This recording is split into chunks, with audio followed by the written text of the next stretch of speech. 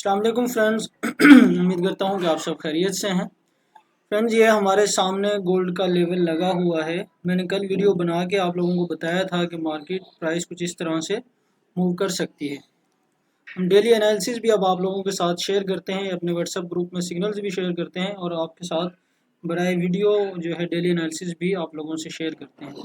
Friends, इस तरह से प्राइस कुछ मूव कर रही थी और मैंने आप लोगों को बताया था कि जैसे ही प्राइस इस लेवल से ब्रेकआउट करती है, जब तक इस लेवल से ब्रेकआउट नहीं करती तो हम इसे ना सेल सोच सकते हैं ना बाय। या तो यहाँ से इस तरह सेल में ब्रेकआउट करती, ये लेवल था, तो यहाँ से प्राइस ने पहले सेल में काफ़ी लंबी कैंडल बनाई लेकिन ब्रेकआउट नहीं किया, शेडो छोड़ के ऊपर चली गई। यहाँ से इसे टच करके दोबारा बाय में गई, यहाँ से ब्रेकआउट किया और मैंने जो लेवल बताया था 1990 का, 1990 को तो टच नहीं किया लेकिन 1987 को इसने टच किया और दोबारा सेल में आ गई।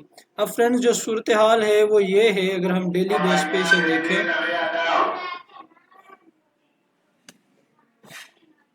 डेली बेस पे अपने एनालिसिस को फ्रेंड्स देखें तो सूरत हाल कुछ इस तरह से है कि ये इसका अगला सपोर्ट एरिया बनता था H1 के हिसाब से, जिसे इसने ब्रेकआउट किया है। तो अभी अगर इसे ब्रेकआउट करके फॉलो करती है तो हमें प्राइस दोबारा से इस लेवल पे 1976-70 के लेवल पे नज़र आ सकती है। ठीक है फ्रेंड्स, 1900 ये तकरीबन 70 का लेवल बनता है।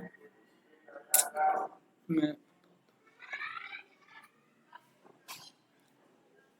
हमें प्राइस कुछ इस तरह से दोबारा नज़र आ सकती है फ्रेंड्स। ये मैंने अपने वीआईपी ग्रुप में अभी सिग्नल भी दिया था व्हाट्सएप में, 1984 से लेके यहाँ से हमने इसे सेल करवाया है 1984 से, और ये अल्हम्दुलिल्लाह अभी तक जो है हमारी 50 पे ट्रेड मूव कर चुकी है। तो फ्रेंड्स, आप हमारे डेली एनालिसिस से भी बहुत फ़ायदा उठा सकते हैं। हम डेली एनालिसिस शेयर करते हैं अपने व्हाट्सएप ग्रुप में और वीडियो पे भी अब एनालिसिस हम आप लोगों से शेयर करते हैं, जिससे आप लोगों को काफ़ी फ़ायदा होता है। अगर हम इसे H4 में देखें फ्रेंड्स, तो ये गोल्ड का जो है H4 का लेवल था, ये वाला मजबूत जो है सपोर्ट एरिया बनता था यहाँ से, ये वाला इसने इसे ब्रेकआउट किया है, काफ़ी लंबी कैंडल इसने बनाई है। तो अगर ये इसे ही इसी तरह फॉलो करती है, नेक्स्ट कैंडल हमें नज़र आती है, तो गोल्ड हमें दोबारा से इसी लेवल पे 1970 पे नज़र आ सकता है। लेकिन अगर ये यहाँ से इसे कुछ इस तरह से ब्रेकआउट करती है तो हम इसे लॉन्ग सेल में इस तरह दोबारा सेल में देख सकते हैं। तो फ्रेंड्स, ये थे हमारे डेली के गोल्ड के एनालिसिस। अभी हम कुछ पेयर्स को और देख लेते हैं ताकि आप लोगों को अच्छे से समझ आ जाए। देखते हैं यूएसडी केड को।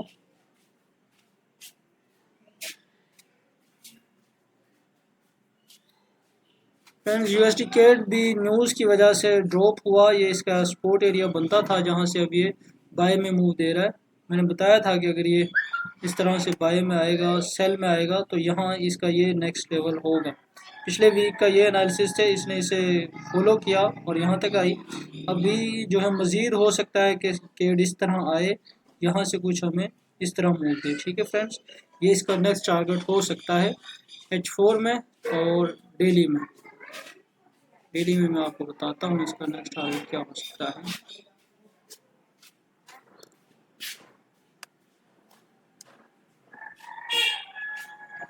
इस एरिया को फॉलो करती मार्केट अभी बाय में मूव कर रही है, तो इस तरह से कुछ इस पॉइंट पे 1.31,620 पे हमें दोबारा नज़र आ सकती है। लेकिन अगर इसे भी ब्रेकआउट करती है तो फिर हमें इसी वीक में या आज के लिए हम इसे यहाँ पर देख सकते हैं।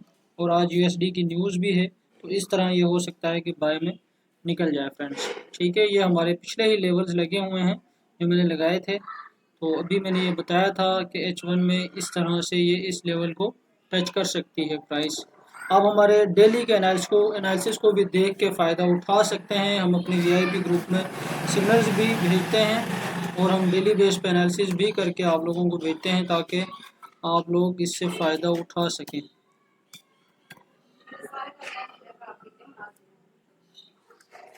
ठीक है फ्रेंड्स, तो मिलते हैं नई वीडियो में, तब तक के लिए अल्लाह हाफिज़।